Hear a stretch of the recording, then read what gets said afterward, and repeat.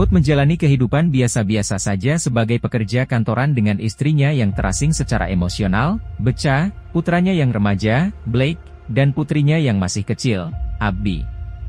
Suatu malam, dua pencuri masuk ke rumah mereka dengan membawa senjata api. Blake menyerang salah satu dari mereka dan Hood mengambil tongkat golf tetapi tidak mengayunkannya. Para pencuri itu pergi.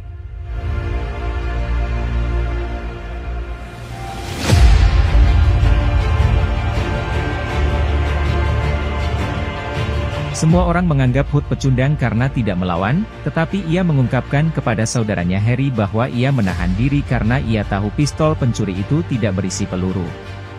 Saudara iparnya Charlie menawarkan Hood pistol untuk perlindungan, yang ditolaknya. Hood menawarkan untuk membeli bisnis ayah mertuanya Eddie, tetapi Eddie menganggapnya sebagai tawaran yang buruk.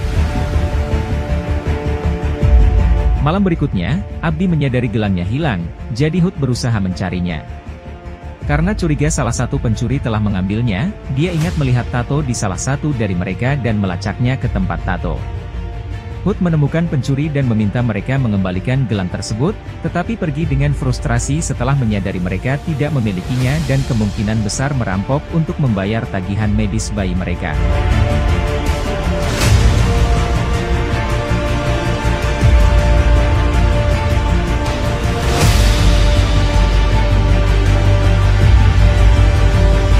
Saat berada di bus menuju rumah, sekelompok preman mabuk menaiki bus dan mulai melecehkan seorang wanita muda.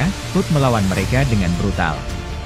Tanpa sepengetahuannya, pemimpin kelompok itu, Teddy, adalah saudara laki-laki Yulian Kuznetsov, seorang gembong kejahatan Rusia yang menjaga uang obsak milik mafia, perbendaharaan umum yang digunakan untuk menyelesaikan perselisihan di mafia Rusia. Hood mematahkan tenggorokan Teddy sebelum melakukan tracheostomi kasar dengan sedotan agar dia bisa bernapas, meskipun dia jatuh koma.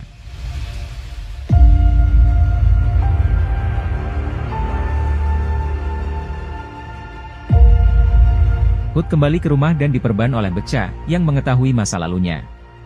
Ia melampiaskan rasa frustrasinya menjalani kehidupan yang biasa-biasa saja kepada Beca, sebelum mereka menegaskan kembali cinta mereka satu sama lain. Sementara itu, Yulian berhasil mengidentifikasi dan menemukan Hood menggunakan kartu metro miliknya yang terjatuh, jadi ia mengirim tim ke rumahnya untuk menangkapnya sambil memeras seorang pejabat Departemen Pertahanan Amerika Serikat untuk mengungkap masa lalu Hood. Harry menelepon Hood lebih dulu dan memperingatkannya tentang hubungan Teddy dengan Yulian. Ia menyarankan agar ia memeriksa dengan The Barber, mantan pengurus Hood di pemerintahan. Ketika tim penangkap tiba, Hood menyembunyikan keluarganya dan membunuh sebagian besar penyerang. Ia dilumpuhkan oleh taser listrik, dan dibawa oleh tim Rusia. Saat diangkut di bagasi mobil, Hood menemukan dan mengosongkan tabung pemadam kebakaran ke dalam mobil. Pengemudi menabrak, menewaskan sebagian besar penumpang, dan membebaskan Hood.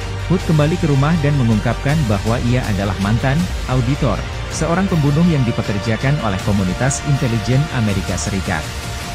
Saat bekerja sebagai auditor, Hood menyelamatkan seorang target yang kemudian berubah dan hidup bahagia dengan keluarga baru. Karena menginginkan kehidupan yang sama, Hood pensiun dan menetap.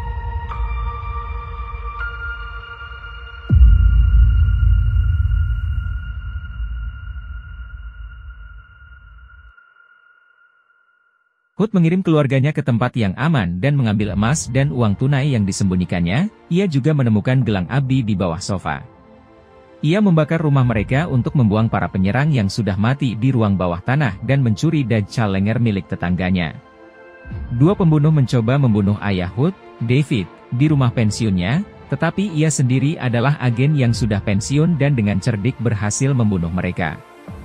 Hood menggunakan emasnya untuk membeli pabrik fabrikasi logam milik ayah mertuanya dan memasang jebakan di seluruh tempat itu. Ia kemudian membakar uang obsak milik Yulian.